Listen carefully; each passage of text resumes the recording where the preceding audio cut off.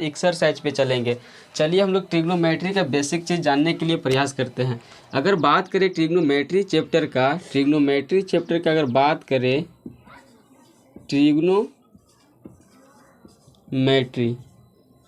Trigonometry जो है basically 3 शब्दों से मिलकर बना हुआ है। फर्स्ट जो है आपका है ट्री। अगर ट्री का हिंदी मीनिंग देखें तो ट्री का हिंदी मीनिंग होता है 3। अगर सेकेंड देखें तो होता है गोनो। अगर गोनो का हिंदी मीनिंग देखें तो गोनो का हिंदी मीनिंग आपका होता है कोन। अगर थर्ड देखें तो थर्ड होता है मैट्री। अगर मैट्री का हिंदी मीनिंग देखें तो मैट्री का हिंदी मीनिंग होता है माप। यानी कि जिसमें तीनों कोनों का मेजर किया जाता है, उसको बोलते हैं ट्रिग्नोमेट्री। जिसमें तीनों कोनों का मेजर किया जाता है उसको बोलते हैं ट्रिग्नोमेट्री। हम लोग यह भी बोल सकते हैं कि ट्रिग्नोमेट्री में बेसिकली हम लोग का त्रिभुज से संबंधित चीज़ों को पढ़ना पड़ता है। ट्रिग्नोमेट्री में त्रिभुज से संबंधित चीज़ों को पढ़ना पड़ता है। चलिए त्रिभुज के बारे में कुछ जान लेते हैं। अगर त्रिभुज की हम बात करें, चलिए त्रिभुज के बारे में जान लेते हैं। अगर हम बात करें त्रिभुज की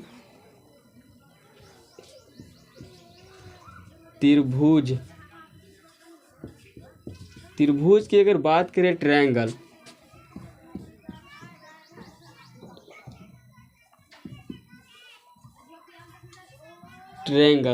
अगर त्रिभुज की हम देखें परिभाषा, तो त्रिभुज की परिभाषा क्या होता है? 3 भुजा से घिरी हुई आकृति को त्रिभुज बोलते हैं। 3 भुजा से घिरी हुई आकृति को त्रिभुज बोलते हैं। चलिए हम लोग त्रिभुज के बारे में कुछ जानते हैं। ये है हम लोग का त्रिभुज का फिगर, ये है त्रिभुज का फिगर। इसमें इसका नाम देते हैं, ये है, इसका नाम बी है और इसका नाम सी है।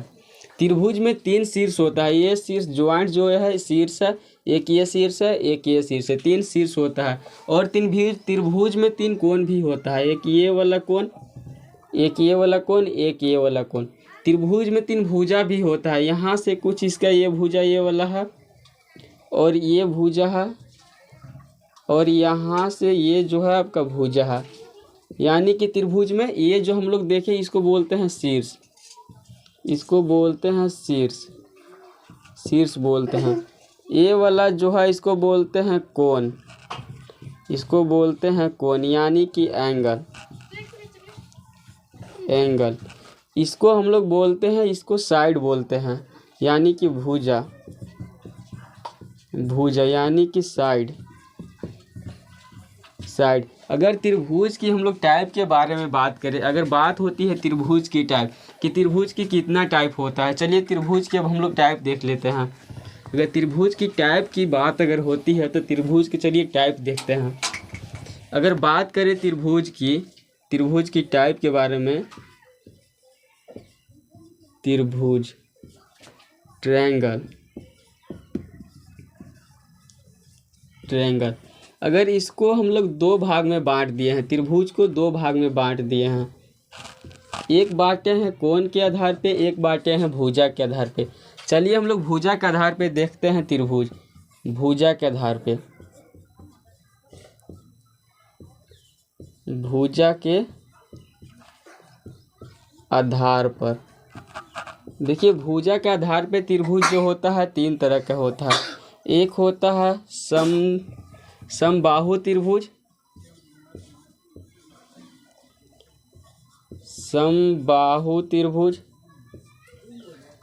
दूसरा होता है समद्विबाहु त्रिभुज,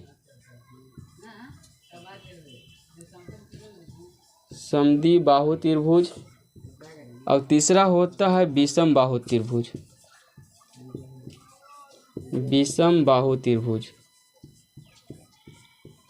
अगर कोण के आधार पे देखें, कोण के आधार पे अगर त्रिभुज हम लोग देखें, कोण के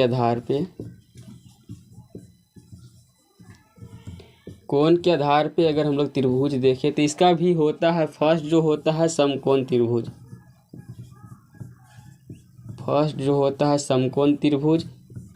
और सेकेंड जो होता है न्यूनकोण त्रिभुज, और थर्ड जो होता है अधिकोण त्रिभुज।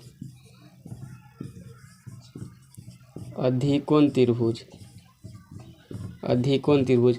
अब इस त्रिभुज की परिभाषा के बारे में जानते हैं। इसका परिभाषा क्या होता है। त्रिभुज के दो भाग में बांट दिए, एक भुजा के आधार पे, एक कोण के आधार पे। भुजा के आधार पे तीन होता है, समबाहु त्रिभुज, समद्विबाहु त्रिभुज और विषमबाहु त्रिभुज। समबाहु त्रिभुज किसको बोलते हैं। देखिए, सम का मतलब होता है बराबर और बाहु का मतलब होता है भुजा। यानी कि जिस त्रिभुज में सभी भुजा आपस में बराबर हो उसे बोलते हैं समबाहु त्रिभुज। समद्विबाहु त्रिभुज, सम का मतलब होता है बराबर, द्वि का मतलब होता है दो और बाहु का मतलब होता है भुजा। यानी कि जिस त्रिभुज में दो भुजा आपस में बराबर हो उसे बोलते हैं समद्विबाहु त्रिभुज। तीसरा होता है विषम बाहु त्रिभुज।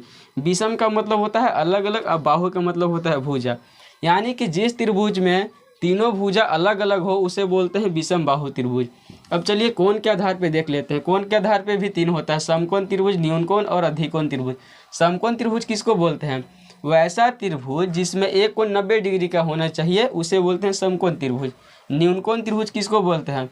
वैसा त्रिभुज जिसमें तीनों कोण जो होना चाहिए 90 डिग्री यानी कि 90 डिग्री से छोटा होना चाहिए उसको बोलते हैं न्यूनकोण त्रिभुज। अधिकोण त्रिभुज, वैसा त्रिभुज जिसमें एक कोण जो होना चाहिए 90 डिग्री से बड़ा होना चाहिए उसे बोलते हैं अधिकोण त्रिभुज। ट्रिग्नोमेट्री चैप्टर में हम लोग बेसिकली केवल समकोण त्रिभुज से संबंधित चीज़ को पढ़ते हैं। बाकी ये जो जितना भी त्रिभुज है किसी को बारे में नहीं पढ़ना है, केवल समकोण त्रिभुज से संबंधित चीज़ों को पढ़ना है। चलिए अब हम लोग देखते हैं समकोण त्रिभुज से संबंधित पढ़ते हैं। समकोण त्रिभुज से संबंधित, समकोण त्रिभुज से संबंधित चीज़ को पढ़ते हैं। समकोण त्रिभुज पर अध्ययन करेंगे हम लोग अब ना। समकोण त्रिभुज,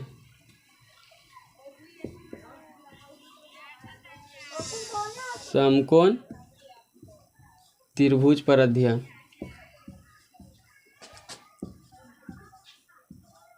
समकोण त्रिभुज पे अध्ययन करते हैं। समकोण त्रिभुज किसको बोलते हैं। वैसा त्रिभुज जो एक कोण 90 डिग्री का होना चाहिए। चलिए समकोण त्रिभुज का एक फिगर बना देते हैं। यहाँ पे 90 डिग्री 90 डिग्री कोण बना, इसका नाम दे दिए ए, इसका नाम बी, इसका नाम सी। देखिए यहाँ से जो ये डिस्टेंस जो है इसको बोलते हैं आधार, इसको बोलते हैं आधार। अब ये जो यहाँ से ये डिस्टेंस है इसको बोलते हैं कर्ण, इसको बोलते हैं कर्ण। और ये जो डिस्टेंस यहाँ से यहाँ तक है इसको बोलते हैं लंब, इसको बोलते हैं लंब। चलिए लंब को देख लेते हैं। इंग्लिश में हम लोग लंब को बोलते हैं परपेंडिकुलर, परपेंडिकुलर। अगर इसका रिप्रेजेंट की बात होती है तो इसको पी से रिप्रेजेंट करते हैं। अगर दूसरा देखें तो दूसरा, अगर आधार को हम लोग देखें, अगर आधार को देखें तो आधार को बोलते हैं इंग्लिश में बेस, बेस। अगर इसका रिप्रेजेंट की बात करें तो इसका बी से रिप्रेजेंट होता है। अगर कर्ण को देखें, कर्ण को अगर देखें तो बोलते हैं कर्ण को इंग्लिश में हाइपोटेनियस,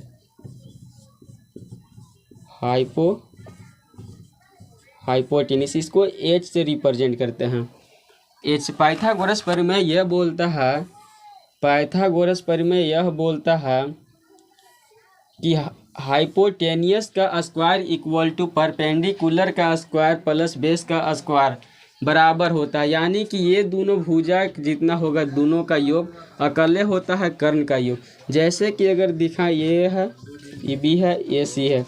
अगर इसका डिस्टेंस 4 है और इसका 3 है तो ये हो जाएगा 5। यानी कि ये दोनों भुजा से ये बड़ा होता है। अगर इसका डिस्टेंस ये 8 है और ये 6 है तो ये हो जाएगा 10।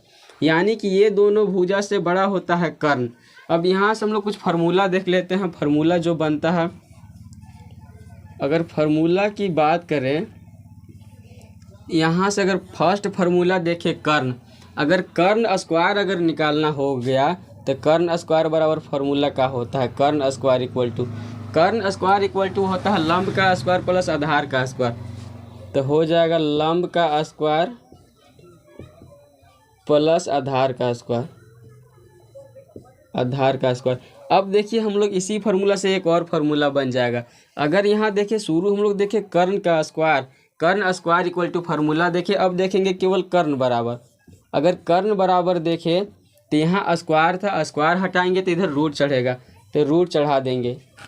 अब हो जाएगा लंब का स्क्वायर प्लस आधार का स्क्वायर, आधार का स्क्वायर। अगर दूसरा फार्मूला देखिए, अगर दूसरा हम लोग का निकालना हो जाए लंब, तो बड़ा में से छोटा घटा देंगे तो लंब निकल जाएगा। यानी कि दूसरा लंब बराबर अगर देख लें, लंब स्क्वायर इक्वल टू फार्मूला, तो कर्ण का स्क्वायर माइनस आधार का स्क्वायर, तो हो जाएगा कर्ण का स्क्वायर माइनस आधार का स्क्वायर। अब देखिए यहाँ से केवल लंब बराबर देखेंगे, शुरू देखें लंब स्क्वायर बराबर, अब केवल लंब बराबर देखेंगे। अगर लंब बराबर देखें तो स्क्वायर था, स्क्वायर हटेगा तो इधर रूट चढ़ जाएगा, तो इधर रूट चढ़ा देते हैं, बन जाएगा आपका अंडर रूट कर्ण का स्क्वायर माइनस आधार का स्क्वायर। अगर हम लोग का आधार निकालना होगा, आधार स्क्वायर इक्वल टू तीसरा फार्मूला देखिए, तो आधार स्क्वायर, अगर आधार स्क्वायर बराबर निकालना हो जाए तो बड़ा में से छोटा घटा देंगे तो आधार निकल जाएगा। यानी कि कर्ण का स्क्वायर माइनस लंब का स्क्वायर। अगर यहाँ से अगर केवल आधार बराबर निकालें, केवल आधार बराबर निकाले तो यहाँ स्क्वायर था, स्क्वायर हटाएंगे तो इधर रूट चढ़ जाएगा, तो आपका हो जाएगा अंडर रूट कर्ण का स्क्वायर माइनस लंब का स्क्वायर। तीन फार्मूला होता है।